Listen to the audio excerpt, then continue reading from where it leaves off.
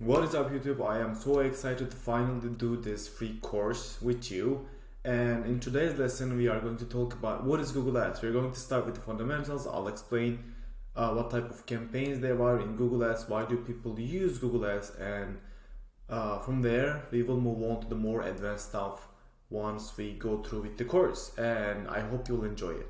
So let's start with why do people use Google Ads? What makes it so special? And the first reason is actually everybody is using it. When you consider other marketing channels like social media marketing channels, look at Facebook, TikTok, Instagram, Twitter, Snapchat, people have multiple options, but besides from Google you don't have other good options. Like you have Bing and you have Yandex, and to be honest, like Google is a monopoly. Like they're not even close to being a close competitor for Google. Like after this OpenAI adaptation for Bing, we'll see what happens, but at the moment Google is dominating its own territory. And the second reason is going after the intent. As you all know, we can target keywords in Google Ads, meaning you can go after the intent. Are they researching it? Are they ready to buy? Or are they just comparing it, your product or services, with the competitors? So for each step of the funnel, you can use a different ad or different creative or different video, so you can go after the intent at that time. And speaking about time, the other perk of using Google Ads is being there at the right time. Those people are searching for that product or service at that time. You don't have to guess, you don't have to show your ad and hope for them to convert like it's in the other channels. And the fourth reason is harvesting demand. That's a unique selling proposition for Google. In other marketing channels, you have your offer, you have your creative, you have your ad copy, and you describe the perfect buyer persona for your product or services and hope once they see your offer, once they see your ad, they will convert. But that's not the case with Google Ads. You don't have to create that demand. You just have to go and find the people who are looking for that product or services at that time to harvest the existing demand instead of creating it. And the final reason is the search results placements. Although you could be the first place in organic results, but if you think about Google's way of using the search page, there is the shopping ads, then there is the ads, and the organic placement. Like sometimes you won't even see the first organic placement in your opening page. So that's the way Google Ads works. Now let's talk about Google Ads campaign types. I'll create individual videos for every one of these, but for now let's briefly explain what they are to have a better understanding for future. So you have search, PMAX, which is performance max, display, shopping, video, app, smart, and discovery type of campaigns. But what are they? Well, the first one is search campaigns. This is usually the first thing that comes to mind when you mention Google Ads to somebody. The perfect way to harvest demand. So how does it work? You select your keywords, then you create your text ad. Whenever somebody searches for something that has your keywords in it, your text ad shows up, like in this example of a screenshot. The next one is shopping campaigns. This is a little complicated and I'll tell you why. So in this campaign, whenever people are searching for something that's related to your products show up. The reason I said a little complicated is in Google Ads, there is no way to define which keywords that you want to show up for. Google analyzes your products and it decides for which keywords or which search queries your products are going to show up for.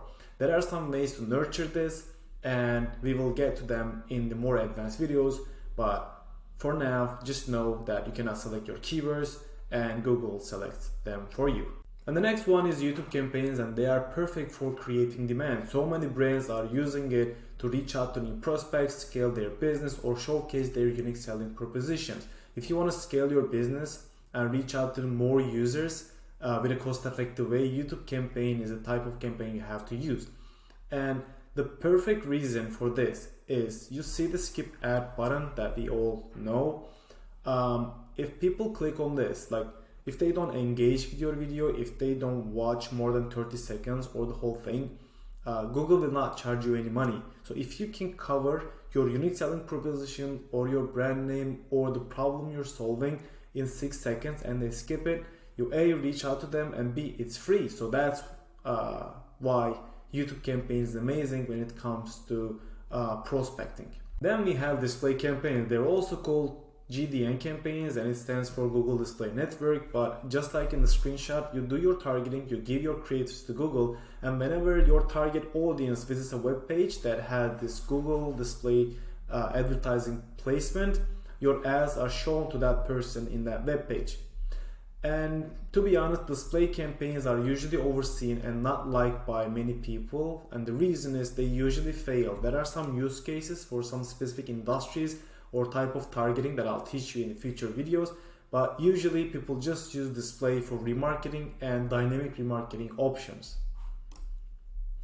And we have discovery campaigns. This is similar to display campaigns, but instead of using Google's display network, you're using Google's own inventory, such as YouTube or Google Discovery or Gmail options.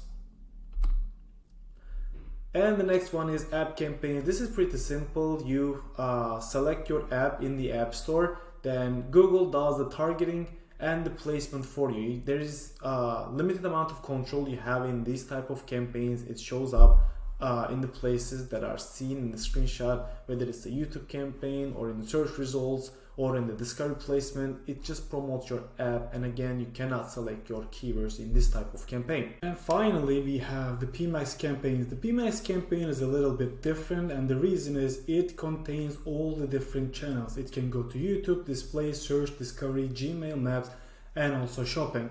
The good side about this campaign, it's perfect for low budget clients because with one campaign you can reach out to multiple campaign types. But the bad part about this campaign is still there are new features coming in. It's still a closed box. There is no way to control the distribution of the budget, meaning you cannot say I want 20% of my budget to go for the shopping, or there is no way to control the keywords or the target audiences that it goes to yet.